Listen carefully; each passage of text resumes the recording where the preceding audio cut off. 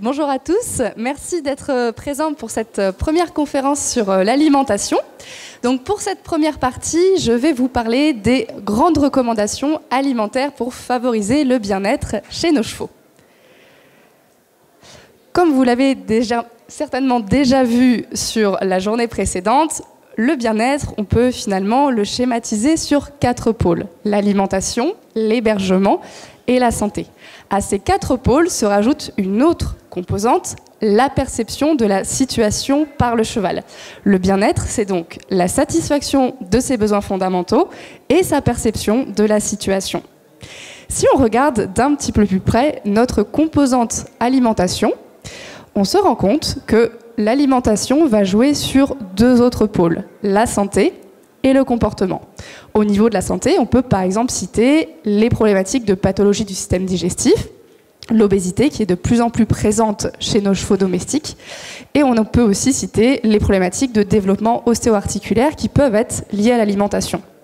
Au niveau du comportement, on peut bien sûr citer les stéréotypies, les problématiques de réactivité. On sait aujourd'hui, par rapport aux études qui ont été conduites, que des phénomènes de réactivité chez le cheval peuvent être liés à l'alimentation, et donc que la relation avec l'humain, le partenariat qu'on va être capable d'établir avec le cheval peut aussi être influencé par son alimentation. Donc finalement, l'alimentation est un pôle à prendre en compte pour favoriser le bien-être chez nos chevaux et en influence d'autres.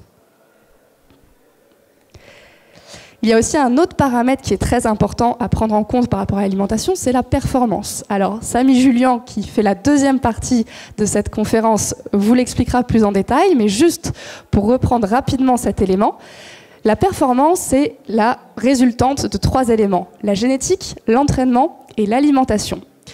L'idée, c'est d'avoir ces 3 composantes, finalement, entre guillemets, au top niveau. Une bonne génétique, un entraînement bien conduit et une alimentation qui permettent au cheval d'exprimer son plein potentiel.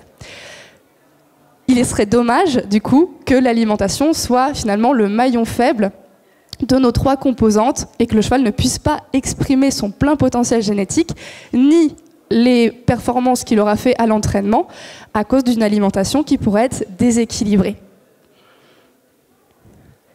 Donc aujourd'hui, ce qui va nous intéresser, c'est comment est-ce qu'on va favoriser le bien-être alimentaire. Comment est-ce qu'on peut mettre l'alimentation au service du bien-être de notre cheval? Et bien pour ça, il y a plusieurs étapes que je vous ai schématisées ici.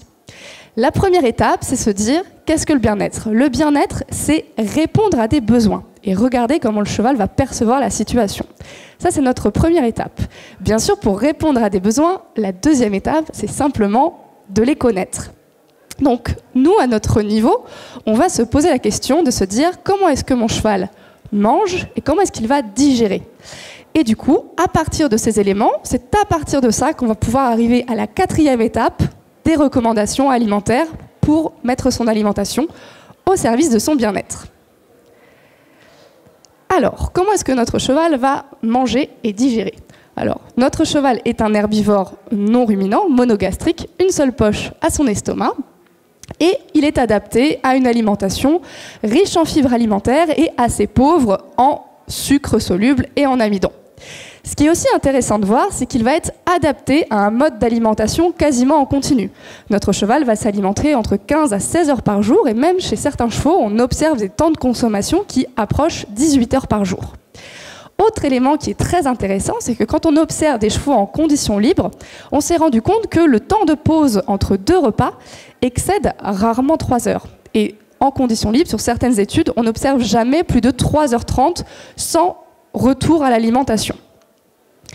Autre élément très intéressant chez notre cheval, c'est qu'il a une population microbienne au niveau du gros intestin qui a la capacité de dégrader les fibres alimentaires. C'est grâce à cette population microbienne que notre cheval est capable de digérer, de fermenter notamment la cellulose. Et à partir de ces fibres alimentaires, on va avoir une production d'acides gras volatiles, ce qu'on appelle les AGV, qui vont lui fournir de l'énergie.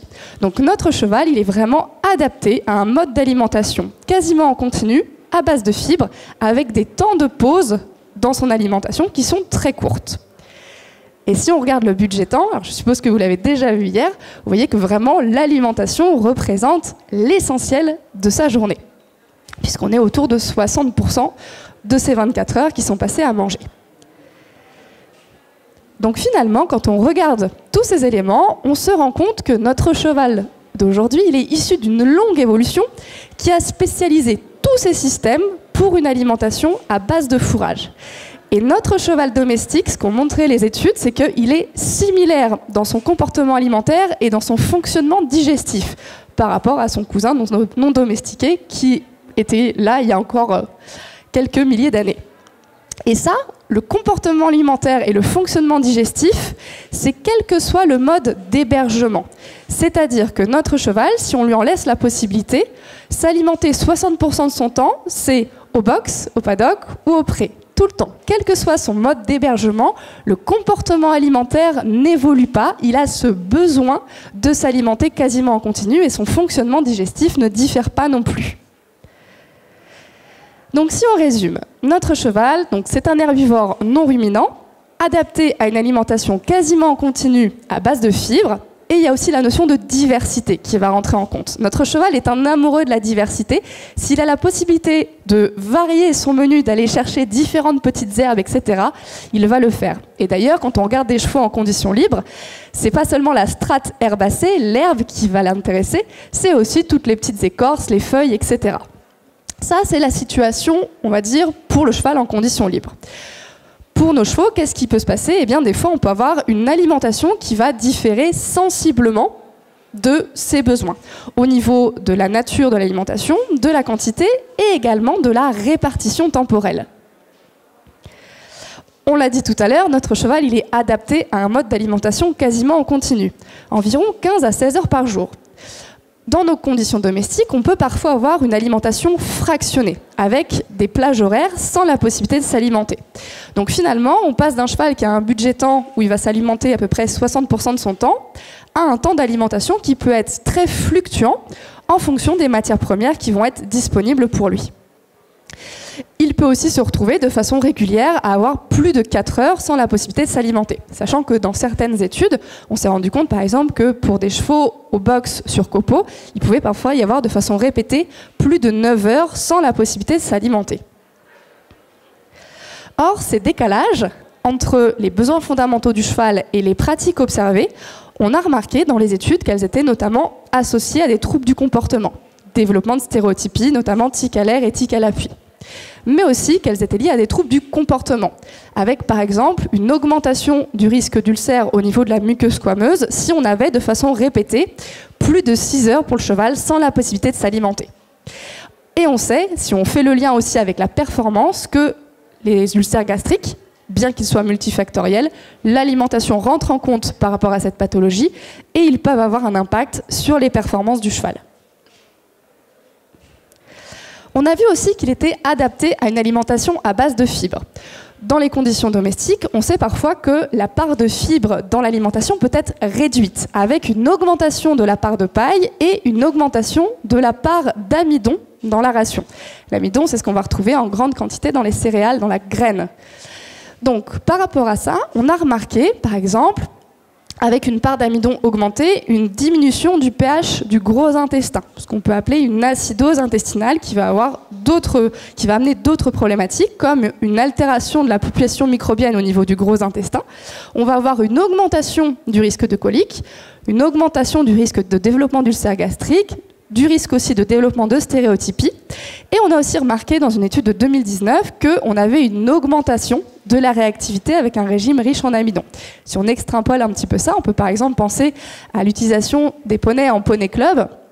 Clairement, l'objectif pour les enfants, c'est plutôt d'avoir des poneys apaisés qui ne vont pas avoir de problématiques de réactivité trop marquées face à des événements nouveaux. On a vu aussi que notre cheval, en fait, il a 2 grands fermenteurs au niveau du gros intestin, le sécom et le côlon, et qu'il est donc complètement dépendant de son microbiote intestinal pour décomposer les glucides structuraux. Les glucides structuraux, ce sont les fibres alimentaires, notamment la cellulose. Lui, il ne sait pas le faire. Il a besoin de son microbiote pour faire ça et pour produire des acides gras volatiles qui vont ensuite être utilisés comme source d'énergie.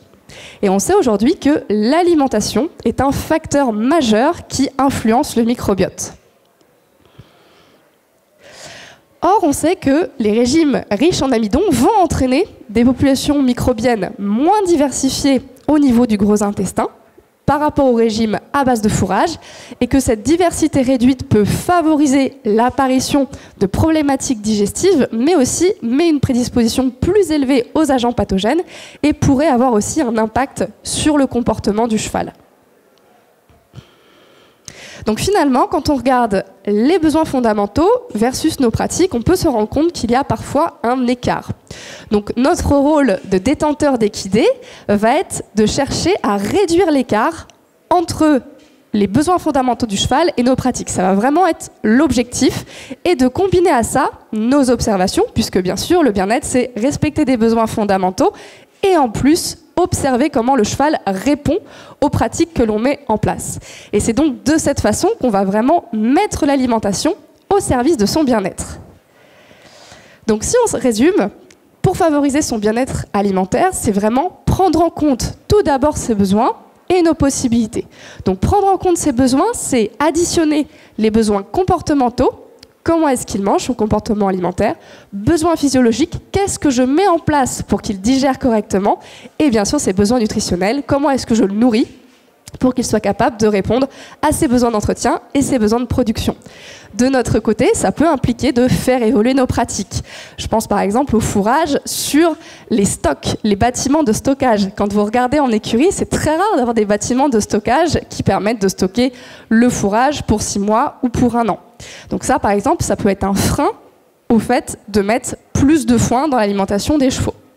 Et enfin, ce qui peut être intéressant, c'est d'échanger avec d'autres professionnels qui ont déjà mis en place certaines pratiques et qui y voient du positif, de l'évolution, et de continuer à se former, puisque bien sûr, le principe de la science, c'est de continuer à évoluer et de, bien sûr, de notre côté, continuer à voir les nouvelles recommandations qui peuvent être mises en place pour favoriser le bien-être alimentaire de notre cheval. Donc par rapport à ces éléments, on va tirer sur chaque étape des conclusions, des recommandations qui vont permettre de mettre l'alimentation au service du bien-être. Et sans surprise, la première étape va être le fourrage. L'alimentation, ça peut être résumé comme une pyramide, avec le fourrage toujours à la base. On est d'accord, hein, une pyramide, si je retire le dernier étage, tout s'écroule. Donc c'est vraiment le socle qui ne bougera pas. Et d'ailleurs, on a un élément qui dit que la mise en place d'une quantité de fourrage adaptée par rapport aux besoins va favoriser à la fois la santé physique et la santé mentale. C'est vraiment l'élément essentiel de nos rations. Ensuite, on peut monter d'un étage supérieur avec l'aliment complémentaire et éventuellement aussi avec un aliment minéral vitaminé, si besoin. On peut aussi tout à fait avoir des chevaux qui n'ont besoin que de fourrage et d'un AMV, qui n'ont pas besoin d'aliments complémentaires, puisque finalement, le fourrage suffit à les tenir en bon état corporel. Justement, en parlant d'état corporel, ça aussi, c'est une recommandation pour favoriser le bien-être de notre cheval. Évaluer l'état corporel, maintenant, c'est vraiment à la portée de tout le monde. Vous trouvez très facilement sur Internet, notamment sur le site de l'IFCE, et si vous tapez sur Google « état corporel cheval », vous avez des grilles d'évaluation très facilement disponibles, accessibles gratuitement, qui vont vous permettre d'évaluer l'état corporel de votre cheval et de vous dire « Ok, aujourd'hui mon cheval est en bon état corporel et son alimentation du coup à base de fourrage lui suffit » ou plutôt « Mon cheval se porte plutôt un petit peu bien, il va falloir que je réfléchisse à comment l'aider à perdre du poids » ou « Mon cheval est un petit peu trop fit par rapport à ce qu'il devrait être et je vais revoir son alimentation ». Donc évaluer l'état corporel régulièrement, tous les mois, ça fait pleinement partie des recommandations alimentaires pour favoriser son bien-être, puisque l'obésité est une problématique de bien-être au même titre que le sous-poids peut en être une. Donc finalement, au niveau de nos recommandations alimentaires, on arrive avec 2 situations.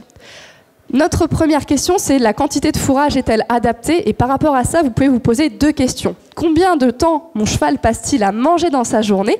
Et son corollaire, qu'on oublie souvent de se poser, combien de temps mon cheval passe-t-il à ne pas manger dans sa journée? Et ça aussi, c'est extrêmement important.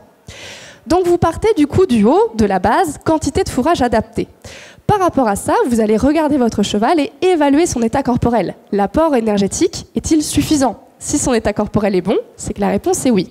Du coup, on sera plutôt dans la situation de gauche, où on va avoir le fourrage et potentiellement un AMV, aliment minéral vitaminé en plus, pour combler les manques du fourrage. J'y reviendrai un petit peu plus tard. Si l'apport énergétique n'est pas suffisant, on le voit également sur l'état corporel, et dans ce cas-là, on aura une base fourrage, plus aliments complémentaires et éventuellement aliments minéraux vitaminé. Il faut quand même signaler que même si les fourrages sont la base de l'alimentation, il y a quand même des points essentiels à vérifier. Déjà, au niveau des fourrages, on doit savoir quel type de fourrage on va amener. Est-ce qu'on est sur de l'herbe, du foin de graminées plus légumineuses ou uniquement du foin de légumineuses? Je vous rappelle, le foin de légumineuses à volonté, il vaut mieux éviter pour limiter les risques de problématiques digestives. Autre élément de recommandation, quelle est la quantité? C'est-à-dire, est-ce que mon cheval a du fourrage à volonté ou si ce n'est pas à volonté, quel poids il reçoit en 24 heures? Et je vous invite vraiment à peser la quantité de fourrage que vous donnez, puisque au démarrage, il n'y a rien de moins précis qu'un œil humain pour évaluer une quantité de foin, pour évaluer le poids du foin. Donc pour ça, très facilement, un pèse-bagages ou un pesant de pêche, et vous pouvez très très facilement peser la quantité de foin que vous donnez. Autre élément important, au niveau des recommandations alimentaires, la répartition temporelle. Je vous le disais, quel temps passe-t-il à manger et quel temps passe-t-il à ne pas manger dans sa journée? Il faut aussi prendre en compte la qualité. La qualité est également essentielle. Y a-t-il des poussières? Quelle est l'odeur du foin? Est-ce qu'il y a de la présence de débris et quelle est sa couleur? Et on prendra également en compte, au niveau des recommandations, les valeurs nutritionnelles, donc soit avec de l'observation sensorielle, évaluation ratio du feuille-tige, présence d'épis, et on peut aussi aller jusqu'à l'analyse de fourrage, qui peut être extrêmement intéressante pour équilibrer derrière son alimentation. Donc quand on regarde le type de fourrage, donc quand on parle vraiment de fourrage, on peut parler de graminées, de légumineuses en verre, donc sur pied ou conservées. Donc finalement, herbe, foin de luzerne, enrubanné ou ensilage préfané. On va parler aussi des coproduits riches en fibres, qui sont également des fourrages, comme par exemple la paille ou la pulpe de betterave. Au niveau des quantités, ce qu'on peut recommander, si le cheval n'a pas de problématique de surpoids, c'est d'avoir du fourrage à volonté, pour que le cheval puisse choisir d'aller s'alimenter quand il le souhaite.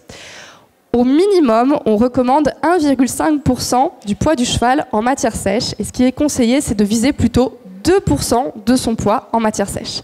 Donc pour un cheval de 500 kg, ça nous fait 10 kg de matière sèche. Si on a un pourcentage de matière sèche à 85%, ça veut dire un apport de 11,5 à 12 kg par 24 heures de foin. Je vous parlais aussi dans les recommandations du temps d'alimentation, de la répartition temporelle. Il faut se dire que le temps passé à manger chez le cheval est aussi important que la quantité ingérée. Donc notre objectif va être d'allonger le temps d'ingestion afin de limiter les plages horaires de plus de 3-4 heures sans la possibilité de s'alimenter. Et pour cela, on peut par exemple penser à l'utilisation des slow feeders, filets à foin ou coffres à foin, qui vont permettre de ralentir un petit peu sa vitesse d'ingestion et donc de prolonger le temps d'alimentation. Pour ce qui est de la qualité, en prairie, bien sûr, on va chercher un couvert végétal adapté au pâturage équin et une absence de plantes toxiques. Et au niveau des fourrages conservés, on peut se baser sur 5 points. La couleur du fourrage, l'odeur, l'absence de débris, l'absence bien sûr de plantes toxiques. On va aussi chercher un foin qui soit sec à l'intérieur comme à l'extérieur et qui ne dégage ni chaleur ni humidité. Et bien sûr, on va aussi chercher un fourrage peu poussiéreux. Au niveau des valeurs nutritionnelles, en prairie, ça va être très variable. Pour les fourrages conservés, comme je vous le disais, on va s'intéresser au ratio feuille-tige. Généralement, plus on a de tiges, plus on a un foin grossier. Et l'analyse de fourrage peut être un excellent outil pour pouvoir aller plus loin dans l'adaptation de l'alimentation. Du coup, recommandation alimentaire numéro 1, c'est vraiment le fourrage, puisque quantité adaptée, bien répartie dans le temps, va favoriser à la fois la santé mentale et la santé physique. Rappelez-vous bien, c'est temps passé à manger et temps passé à ne pas manger qui sont très importants. Notre deuxième étape, bien sûr, c'est l'aliment complémentaire. Là aussi, il y a quelques recommandations à appliquer. Première question, c'est finalement, l'aliment complémentaire est-il nécessaire? Si mon cheval a déjà un bon état corporel juste avec le fourrage, l'aliment complémentaire n'est certainement pas nécessaire. On peut aussi se poser la question de se dire, finalement, aujourd'hui, est-ce que je peux utiliser des matières premières riche en fibres, plus digestible, donc avec un apport calorique plus important. Autrement dit, est-ce que je peux chercher un foin avec une meilleure valeur nutritionnelle? Autre élément, est-ce que je peux ajouter des matières grasses? Les matières grasses sont très bien digérées et valorisées par le cheval. Au niveau des recommandations, quand on est sur l'aliment complémentaire, il va falloir vous intéresser aux quantités d'amidon et de sucre soluble que va amener l'alimentation. Aujourd'hui, on a des recommandations qui sont bien établies, qui sont de 1 g d'amidon plus sucre soluble par kilo de cheval par repas, et de 2 g d'amidon plus sucre soluble par kilo de cheval par jour pour la portion, bien sûr, non fourragère.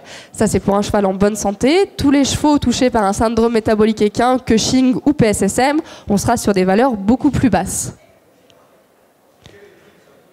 Pardon ? Lutherson 2009. Alors, autre recommandation, on va être sur pas plus de 0,4 kg d'aliments par 100 kg de cheval. Par exemple, si on a un cheval de 500 kg, on multipliera par 5. Si le cheval n'est pas à volonté, on fera toujours dans notre pyramide le fourrage, puis les grains. Autre élément, dans le monde du cheval, on a toujours l'habitude de se baser sur des volumes. Quand on va en écurie, on parle en litres. On donne 1 litre, 2 litres. Il faut vraiment essayer de se baser sur des poids. Il y aura moins d'erreurs alimentaires de cette façon. Autre élément, toute transition alimentaire doit être progressive. On ne change pas d'aliments complémentaires du jour au lendemain et on ne change pas d'aliments et on ne change pas d'alimentation au moins 3 semaines. On attend au moins 3 semaines on fait avant 3 semaines, avant une grande échéance au niveau sportif. On ne change pas l'alimentation d'un cheval 2 semaines ou 2 jours avant de partir en concours. Alors, au niveau justement de cette partie avant le travail, on va au maximum essayer de ne pas donner de céréales ou d'aliments qui vont entraîner une augmentation de la glycémie et donc de l'insulinémie dans les 2 à 3 heures avant un exercice intense. Par contre, le fourrage peut être mis à disposition sur cette période avec par contre l'utilisation d'un slow feeder. Donc pour l'aliment complémentaire, si on résume, plusieurs éléments à respecter. Voir déjà s'il est nécessaire par rapport à l'état corporel, respecter des poids de repas qui soient cohérents par rapport à la capacité d'ingestion et de digestion de notre cheval, respecter aussi des quantités d'amidon et de sucre soluble qui permettent de ne pas saturer les capacités digestives de l'intestin grêle, puisque c'est notamment le passage d'amidon dans le gros intestin qui peut créer des dysbioses intestinales. Donc on arrive du coup à notre dernière étape, l'aliment minéral vitaminé.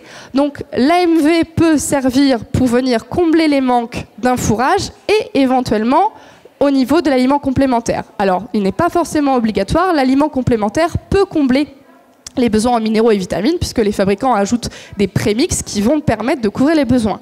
Des fois, ils ne vont pas être suffisants, notamment si on donne des quantités faibles d'aliments.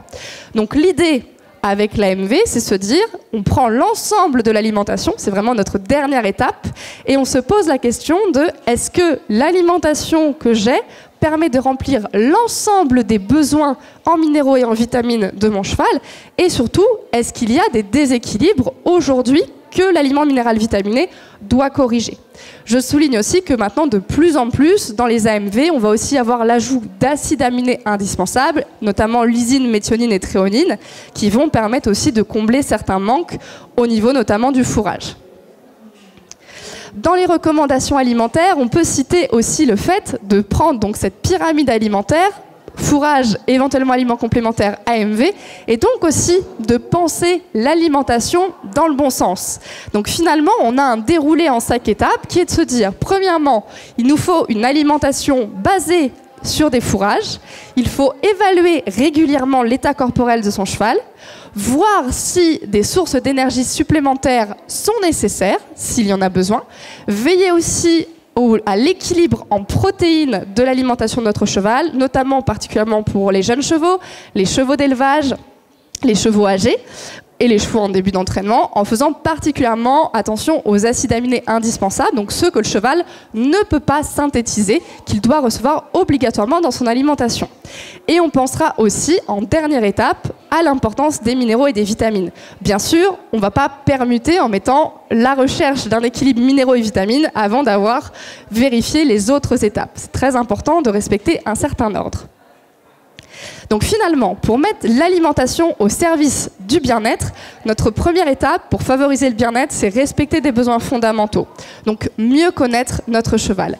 Et les recommandations alimentaires, elles ne sont que le résultat des connaissances de ses besoins comportementaux, physiologiques et nutritionnels. Il faut bien vous dire qu'une alimentation adaptée, ce n'est pas uniquement répondre à des besoins nutritionnels, c'est vraiment additionner ces trois composantes. Comportement, physiologie digestive et besoins nutritionnels. Et c'est donc en répondant à ces besoins fondamentaux que l'on va favoriser le bien-être. Donc finalement, notre travail, c'est de mettre en place au sein de nos écuries des bonnes pratiques alimentaires, de s'adapter à l'individu, ce qui va demander une observation de chaque cheval, observer ses réponses et corriger si besoin. Bien sûr, vous pouvez mettre en place finalement la meilleure alimentation possible sur le papier. Si votre cheval vous dit qu'il y a quelque chose qui ne lui convient pas, c'est bien qu'il y a quelque chose qui ne lui convient pas et qu'il faut retravailler l'alimentation. Et donc c'est en additionnant ces composantes qu'on va arriver à une alimentation adaptée et au service du bien-être. Et je voulais juste souligner aussi que comme pour les sportifs humains, l'alimentation doit refléter l'ensemble des besoins de chaque équidé.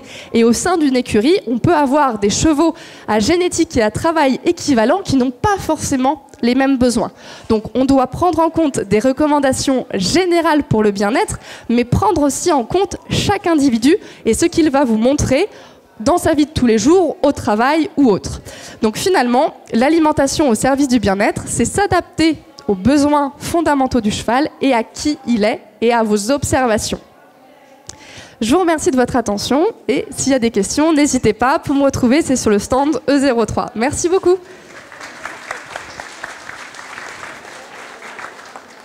Est-ce qu'il y a des questions dans la salle ?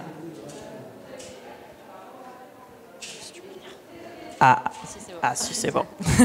Merci beaucoup pour votre présentation. J'avais une question. Pour vous situer le contexte, mes chevaux sont en écurie active avec du foin à volonté, parfois de l'enrubanné parce qu'on a des chevaux sensibles à l'emphysème, un accès limité en prairie, mais quand même un accès en prairie parce qu'ils sont tous globalement plutôt trop gros que l'inverse.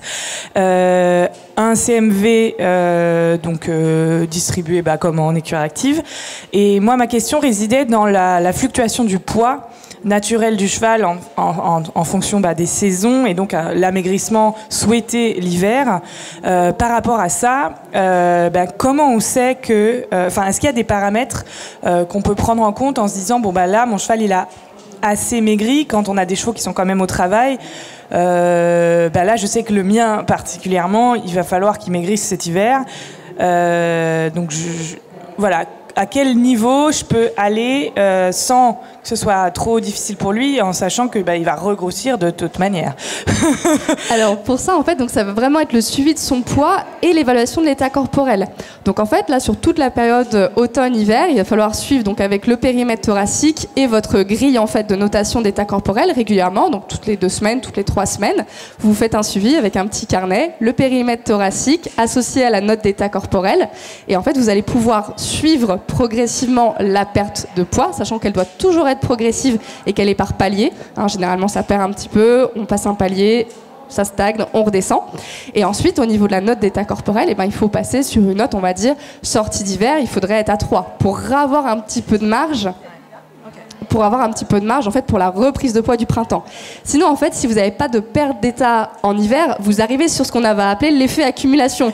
C'est-à-dire, là, on est hiver 2022, il va être là, printemps 2023 ici, et puis hiver 2023, il va se maintenir, puis printemps 2024, et ça monte comme ça, et c'est comme ça qu'on arrive avec vraiment des grosses problématiques d'obésité, et après, problématiques métaboliques.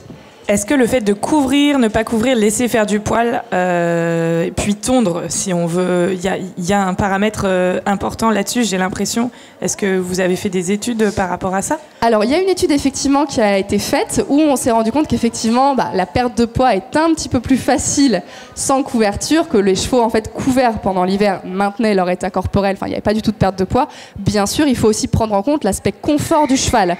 Si vous avez un cheval qui est au travail et qui va mal supporter la pluie, qui va avoir le dos contracté, etc., on va aussi favoriser son confort à lui en se disant on va couvrir. Peut-être qu'il n'y aura pas de perte de poids, mais au travail, étant sa vie de tous les jours, il sera confortable. Donc en fait, il faut toujours prendre en compte plusieurs composantes. L'aspect, effectivement, il doit perdre du poids, mais aussi il doit être confortable dans sa vie de tous les jours.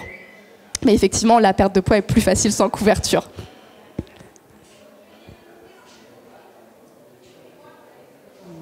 Bonjour, merci pour tout ce que vous nous avez déjà expliqué.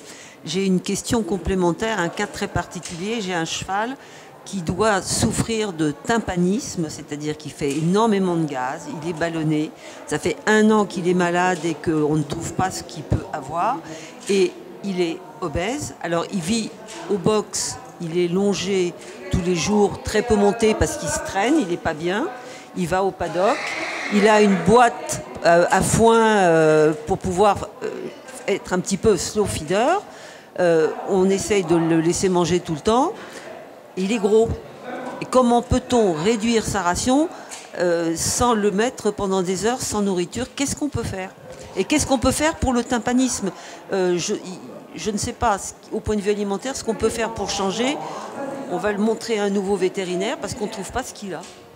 Alors effectivement, le premier point, c'est de voir avec votre vétérinaire si des examens complémentaires peuvent être faits pour chercher un petit peu plus loin dans ce qu'il pourrait avoir, avec notamment, pourquoi pas, une analyse de crottin pour voir un petit peu la flore microbienne qui va en ressortir. Tout est bon.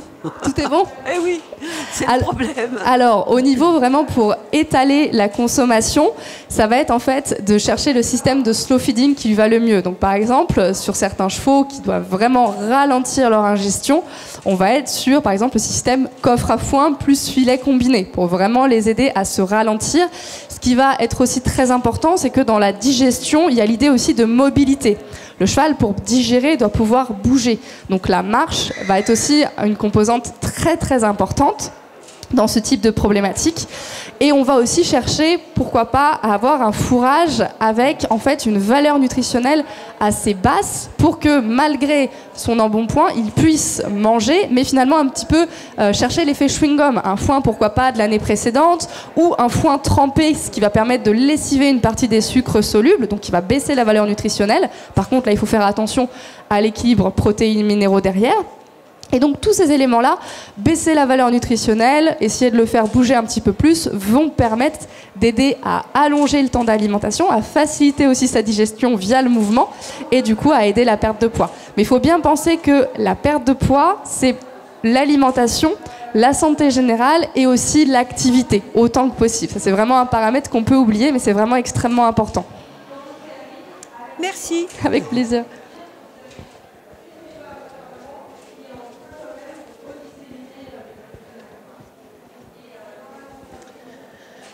Qu'est-ce que vous pensez des briques de foin? Les briques de foin, les petites briques à réhydrater? Ouais. Alors, à réhydrater ou pas, je sais pas. Alors, ça peut être un super outil, notamment pour les chevaux âgés qui n'ont plus de dents. Ça, c'est vraiment, pour les garder en état, ça marche extrêmement bien. Pour des chevaux qui vont souffrir de problèmes de respiration, ça peut aussi être très intéressant parce qu'on va pas avoir la problématique de poussière. Par contre, pour les chevaux, on va dire en pleine santé, il faut faire attention au fait que ce sont des fibres coupées. Donc si on se base uniquement là-dessus, en fait, le temps d'alimentation va être très rapide, puisqu'on n'a pas le même effort de mastication que pour du foin en fait grossier. Par contre, voilà, si vous êtes à l'extérieur, sur un concours, que le cheval boude un petit peu son foin, qui va trouver les briques de fourrage un peu plus appétantes, il ne faut pas hésiter à en donner, parce que ça va permettre de remplir l'estomac. Notre objectif pour le cheval, c'est de ne pas avoir l'estomac vide, puisqu'il est fait pour avoir un estomac avec du fourrage qui passe en continu. Mais voilà, vraiment, j'insiste que sur ce type de produit, Pour les chevaux âgés sans dents, qui n'ont plus beaucoup de dents, ceux qui ont passé la trentaine, où c'est tout déchaussé, etc., ça marche vraiment extrêmement bien pour les maintenir en état. Alors ça a un certain coût, c'est aussi un petit peu chronophage parce qu'il faut qu'ils aient le temps de tout manger, s'il faut rester avec eux, s'ils sont en dehors du pré. Mais voilà, c'est quand même un produit qui peut être vraiment intéressant. Voilà, mais juste bien faire attention au temps de mastication.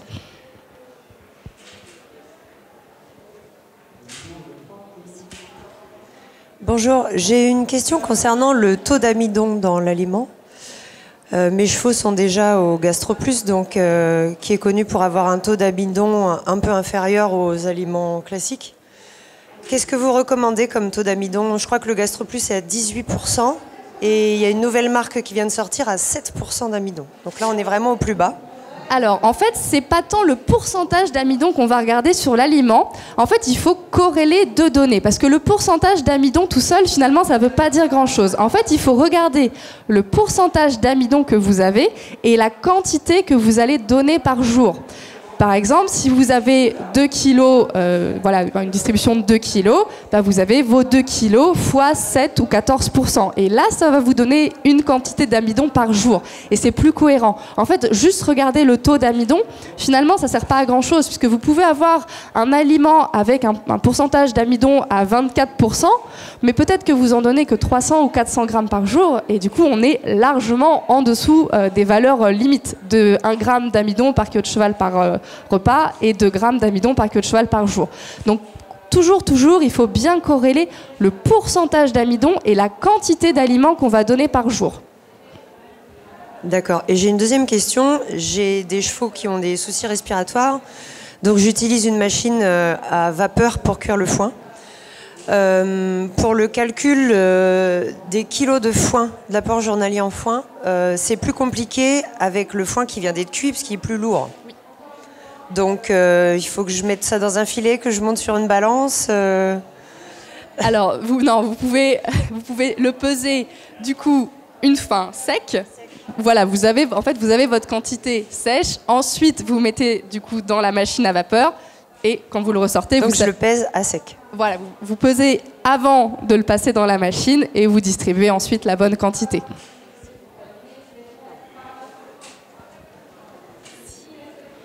Est-ce qu'un AMV est nécessaire quand les chevaux sont à l'herbe? Alors, effectivement, un AMV peut être nécessaire même quand les chevaux sont à l'herbe, parce qu'en fait, sur les études qui ont été faites au niveau des analyses, on s'est rendu compte que notamment sur le cuivre et sur le zinc, en France, on a des taux qui sont vraiment très bas, et notamment sur ces deux éléments, il peut y avoir besoin de compenser un petit peu les apports de l'herbe. Par contre, sur d'autres oligo-éléments, par exemple manganèse, fer, c'est extrêmement rare d'avoir des carences. Et par contre, sur les chevaux d'élevage, on s'est rendu compte qu'en fin de saison, les apports en phosphore aussi peuvent être un petit peu limités, même au niveau de l'herbe.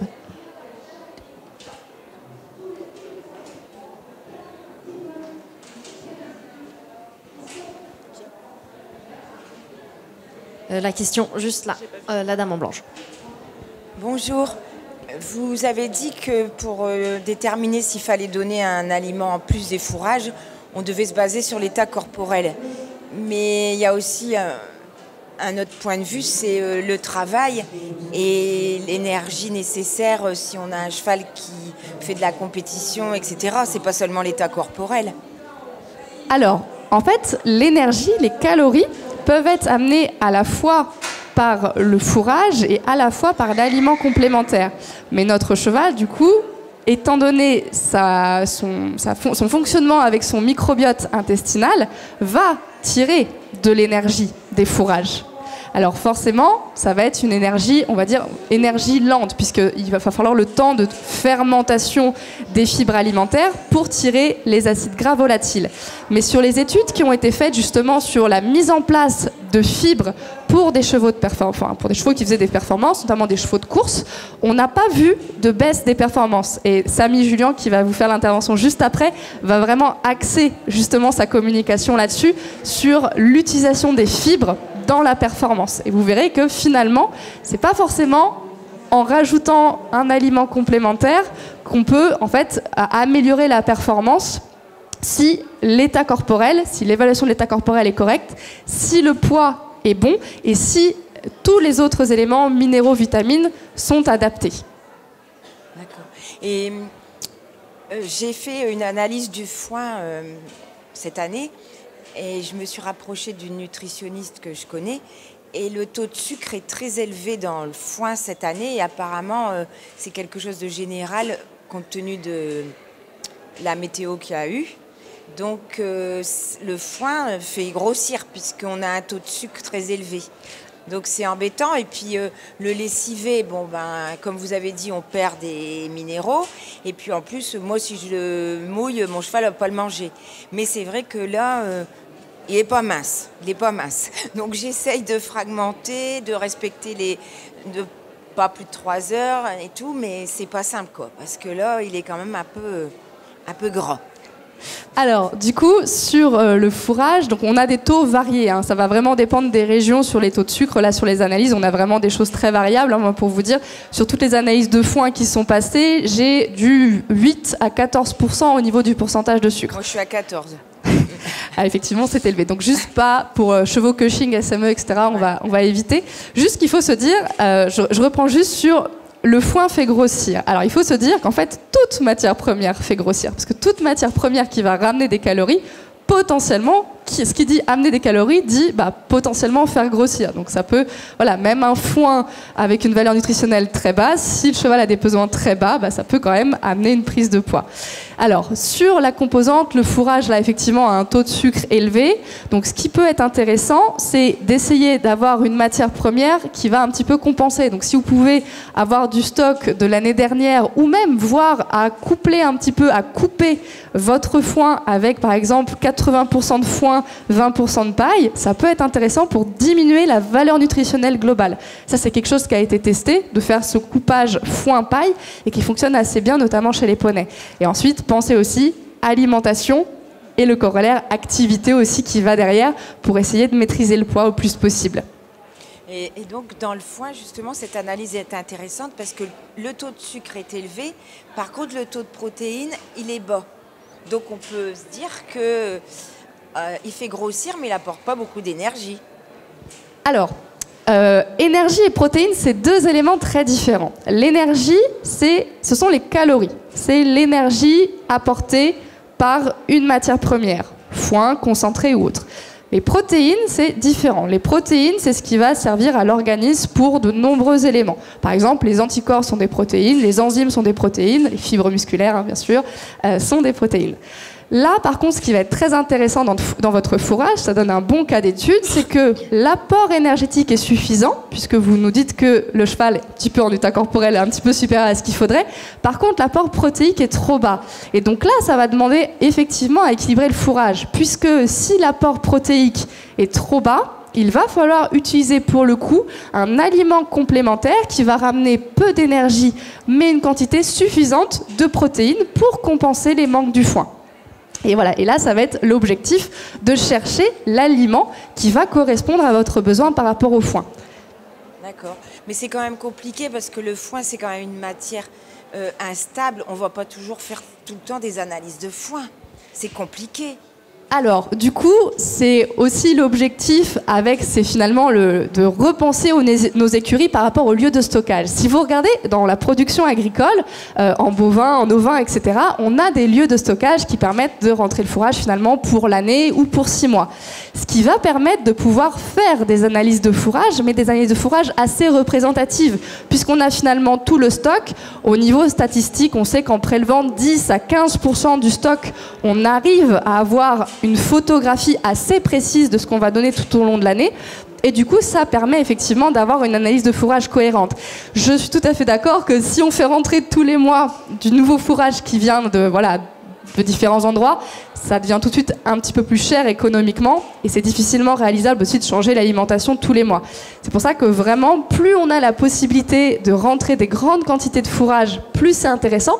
Et il faut penser aussi à l'option d'échanger avec son fournisseur ou l'agriculteur qui lui stocke et peut aussi être intéressé par l'analyse de fourrage et donc d'aller directement sur le lieu de stockage de base du fourrage pour voir un petit peu les valeurs nutritionnelles que ça peut donner de façon plus homogène. On prend une dernière question rapide. Devant, non ? Ouais. Bonjour.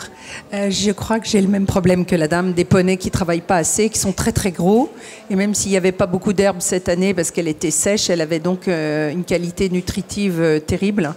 Et donc je me retrouve à l'époque actuelle avec des poneys obèses, tous, ayant du mal à travailler. Quand ils ont travaillé 1 heure, ils sont KO.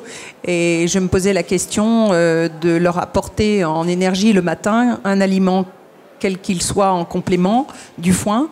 En plein hiver, je leur donne un petit peu de granulés, mais là, d'habitude, je commence au mois de novembre, hein, octobre-novembre, et là, j'ai l'impression qu'il manque vraiment d'énergie pour faire leur journée de travail le mercredi et le samedi, même s'ils ne travaillent que 2 ou 3 heures. Ils sont très vite KO. Alors, pour comparer, alors je vais prendre un exemple humain. Imaginez aller courir un 20 km ou un 10 km avec un sac de randonnée où je vous mets plein de galets dedans. Voilà. Et en fait, le surpoids, ça va être la même problématique actuellement pour vos poneys. C'est qu'ils ont lourd à porter, à se porter. Et donc, en fait, le premier axe, ça va être de trouver la solution pour les aider à perdre du poids. Du coup, si vous rajoutez des calories, en fait, vous rajoutez de la difficulté dans la perte de poids. Donc là, en fait, la première étape, ça serait finalement un petit programme d'entraînement progressif. Essayez peut-être de se dire, ils ont ces grosses journées le mercredi et le samedi. Essayez d'étaler sur la semaine d'autres séances d'activité. Oui, c'est pas toujours évident pour essayer de faciliter la perte de poids. Et par contre, ce qui peut être possible, c'est encore une fois de se dire dans la répartition, peut-être pas que du foin, rajouter aussi un petit peu de la paille pour baisser la valeur nutritionnelle globale, ou aller utiliser du foin de l'année précédente. Et par contre, là où vous pourriez regarder, c'est justement sur l'aliment minéral vitaminé. Se dire, est-ce qu'aujourd'hui, avec le fourrage, ils ont tous les éléments? Parce que je pense notamment au sélénium et à la vitamine E, qui sont des antioxydants naturels qui aident dans la récupération, etc. Ces besoins sont augmentés en cas d'obésité. Au niveau du magnésium également. La question, c'est, est-ce qu'aujourd'hui, le foin uniquement permet de remplir tous ces besoins? Donc peut-être pas se dire un aliment complémentaire, par contre, un aliment minéral vitaminé, pour combler un petit peu les manques du foin, rééquilibrer l'alimentation globale, et un programme de perte de poids peut être intéressant. Il faut voir, l'université de Liverpool, elle a défini vraiment 4 axes sur la perte de poids, parce qu'en fait, outre-Manche et outre-Atlantique, ils sont plus en avance sur nous sur ces problématiques-là. Ils ont vraiment l'axe métabolisme, donc par exemple sur l'hiver, le fait d'essayer de ne pas couvrir, le fait dans les modes d'habitat, les habitats, de pouvoir faire marcher les poneys ou les chevaux au maximum. Il y a la partie alimentation hors pâturage, donc toute la partie diminuer les apports de concentré si c'est pas nécessaire, etc. L'alimentation au pâturage, avec les méthodes de pâturage au fil, etc., pour essayer de réduire un petit peu la gestion. Et vraiment, il y a le pôle activité qui est très important. Et dans l'activité, c'est la régularité qui va primer. Et il y a notamment des études qui ont montré que même si au début, on ne voit pas une perte de poids chez le cheval ou chez le poney, rien que le fait d'avoir une activité, 1 heure de marche par jour, améliore la sensibilité à l'insuline. Donc au niveau métabolique, ça va déjà être favorable. Et la perte de poids, il faut voir que c'est vraiment quelque chose qui prend du temps. C'est assez difficile avec notre vision d'humain, parce que c'est très lent au niveau des résultats, et c'est vraiment une petite descente. Après, on plafonne et puis on redescend. Donc c'est vraiment un chemin qui est long, mais il faut vraiment profiter de l'automne et de l'hiver pour travailler là-dessus. Et là, vraiment, par rapport au système de fonctionnement, ça serait avoir une activité aussi sur d'autres jours de la semaine pour essayer d'entraîner la perte de poids. Merci beaucoup. On va s'arrêter là. Angélique est toute la journée encore sur son stand juste à côté, et elle animera quelques animations sur Meetup Expert, donc vous pourrez encore lui poser toutes vos questions.